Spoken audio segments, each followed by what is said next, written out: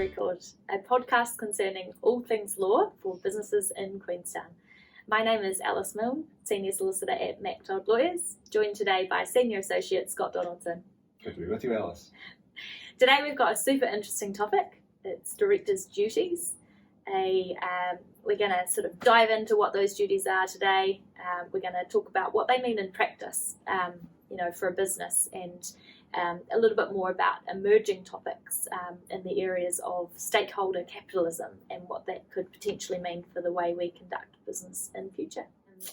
Scott, we talked earlier today just a little bit around the financial crisis in 2008, and in the wake of that, all the director duties claims that went to court, and it was all very much a media sort of topic for quite some time. Would you say that there's been a continued emphasis on those sorts of cases, or has there been a bit of a drift? There's been some fairly prominent cases of note recently, most notably Mainzeal being the one that people have heard about.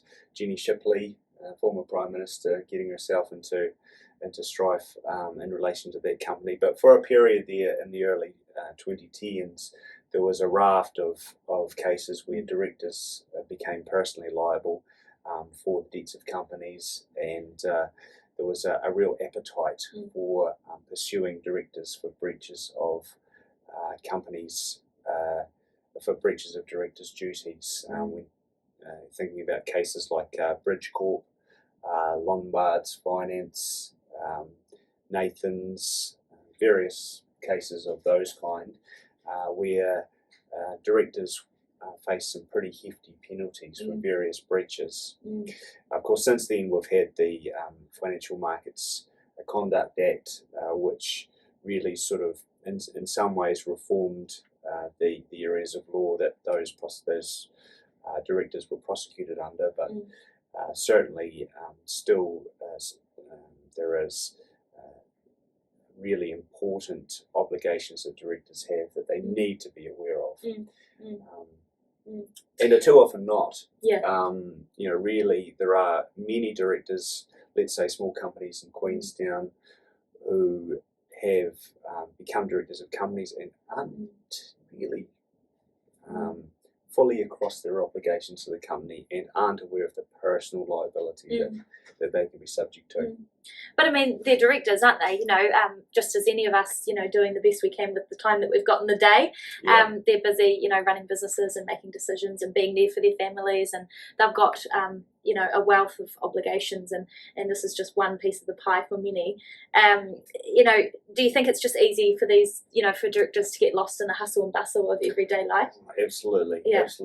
And we talked about this earlier, but there's an interesting sort of phenomenon where people often think that the people around them really know what they're doing, and so they sort of rely on it. But often it's the case that those other people are also looking at you and thinking that you are supposed to know what you're doing. And there's sort of that safety in numbers kind of aspect to often people on boards of directors. But that's quite frankly, that's not good enough.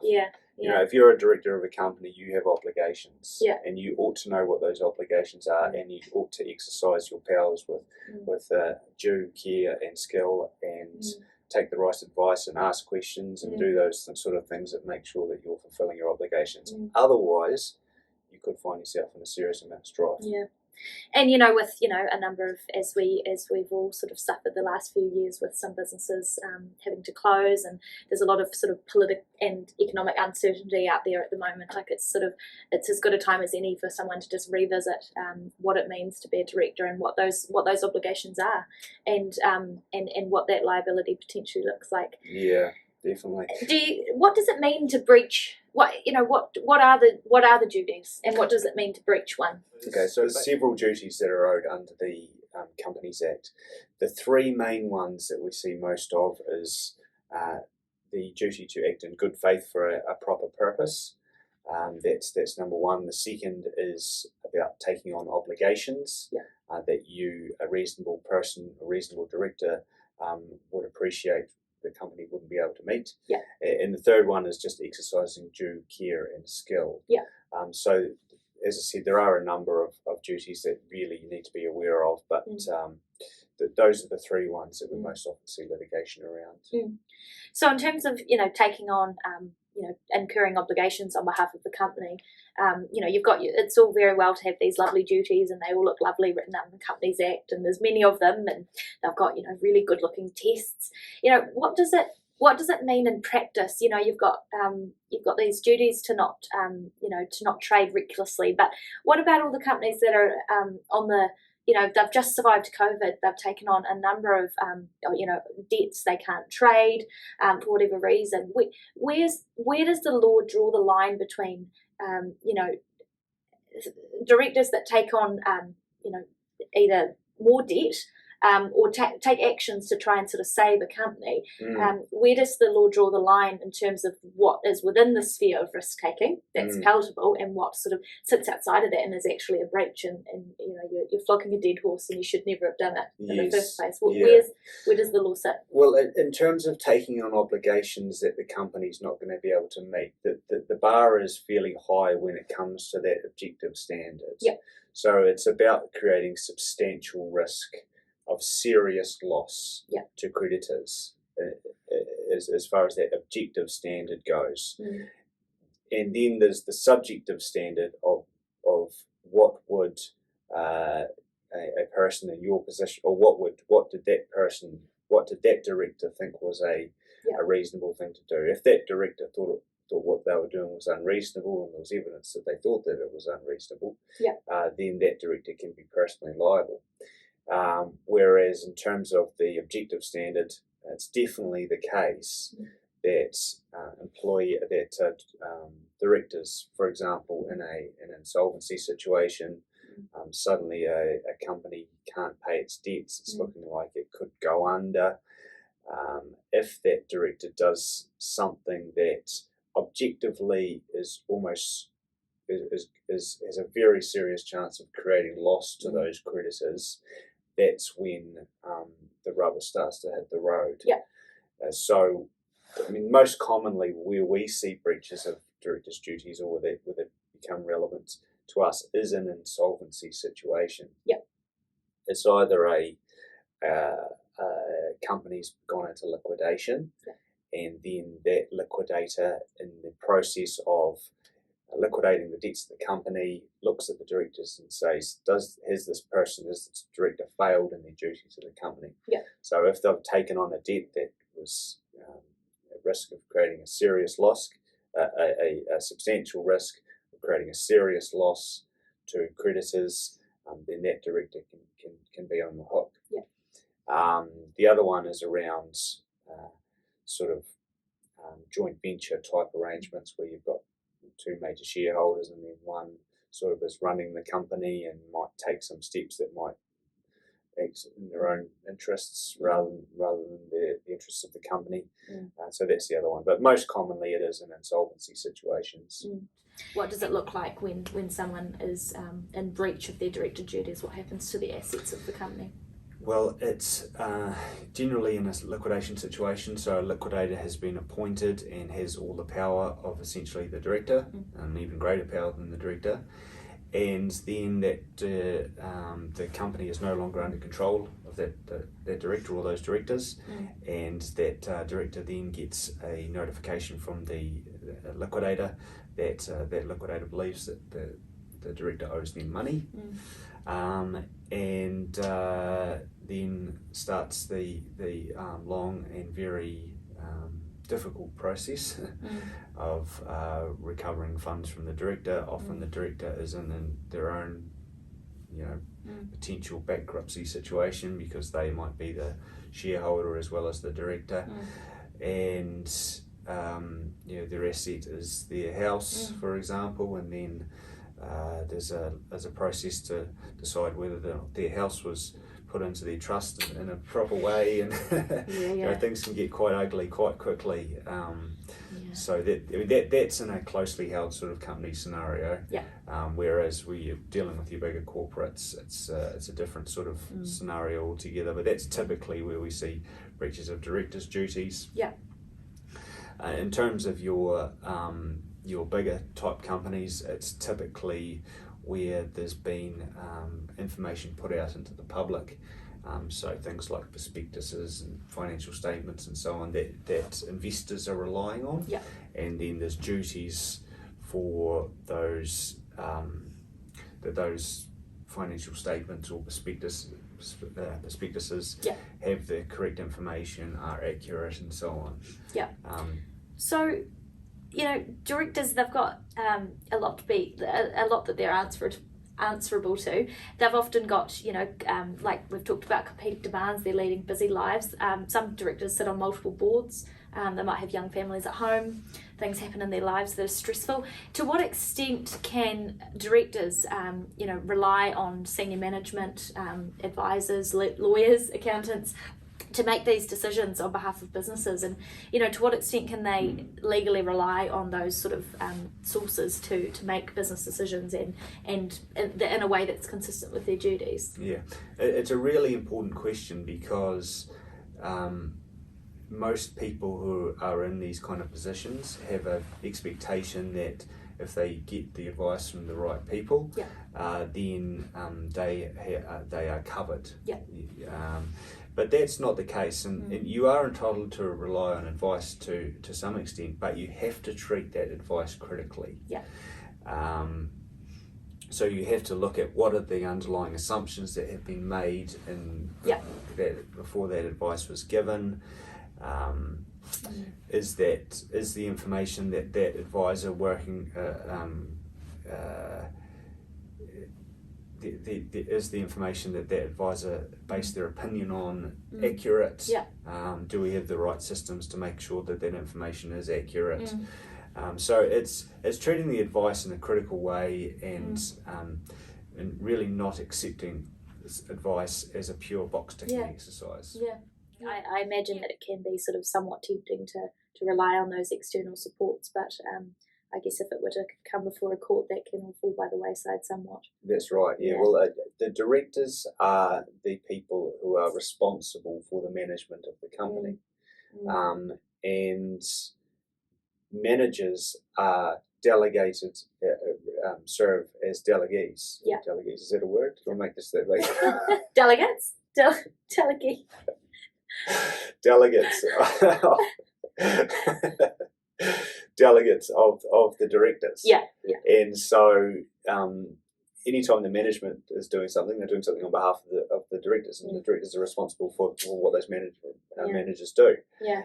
So it's it's not a fair, it's not an excuse to say, well, the CEO or the finance manager did things this way, and therefore that's what happened.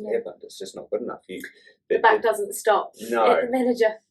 No, and on that point as well, it's really important. And having sat on a few boards, I sort of know how this works. In terms of the board minutes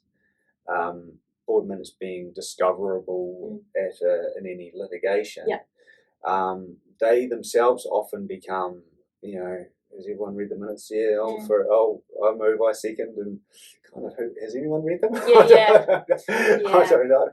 I like to think that I read the minutes of the boards that I'm on, but the reality is that sometimes I don't, and for various reasons, life gets in the way. But those minutes are critical because those minutes are the evidence. Of certain considerations that were given prior to decisions being made to justify them. So it's not making directorship all that appealing just at the minute for myself. But what's going to help these directors sleep at night? Can they take out insurance, and what does that look like?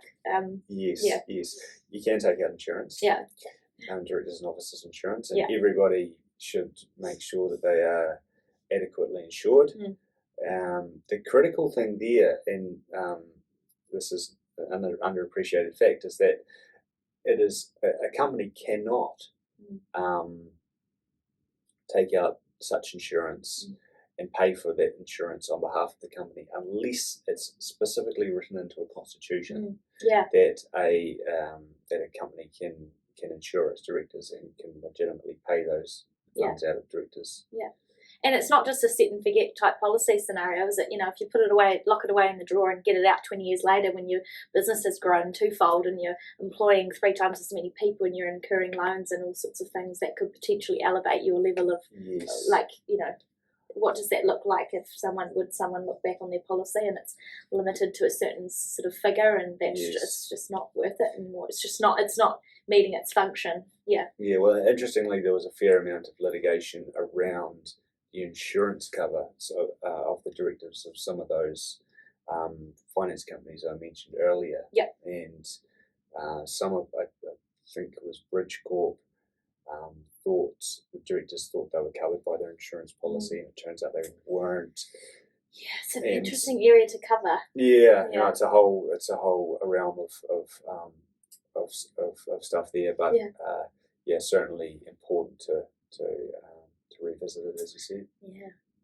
So, you know, I guess I guess moving away from the policy sort of insurance stuff into something that I have got a lot of personal interest in, actually. You know, there's a lot of talk just recently around, you know, our model of capitalism and a shift to potentially what is a way of embracing wider interests than just a shareholder and creditor of a company. Yeah. And the term that's coined, you know, stakeholder capitalism. What is that, Scott? And, you know, what would that model in New Zealand look like? How would it change the landscape, and what sort of appetite is there to move to that kind of way of thinking? That's definitely an emerging area of thinking in company law, and the basic thrust of it is that under a stakeholder capitalism model, directors not only owe duties to their shareholders and to creditors, but also potentially to wider stakeholders. Yeah. So these might be people like their employees, customers, the environment, regulators, you know, various other interest groups, the wider community. Yeah. So the view under this model is that in addition to the sort of duties that we might see in the Companies Act, you'll also see another suite of duties which says what considerations must go in to or maybe can go in. Yeah. Can go in, maybe will be a better explanation. Yeah. To a shareholders, directors' considerations. Yeah. And what do you know, where do you see that, and do you see some sort of trade-off between this model that is a high-value model and it's about, you know, a trade-off between short-term profit and long-term growth, or do you see that as potentially stifling on, you know, the way a company conducts its business? Tell me what you really think.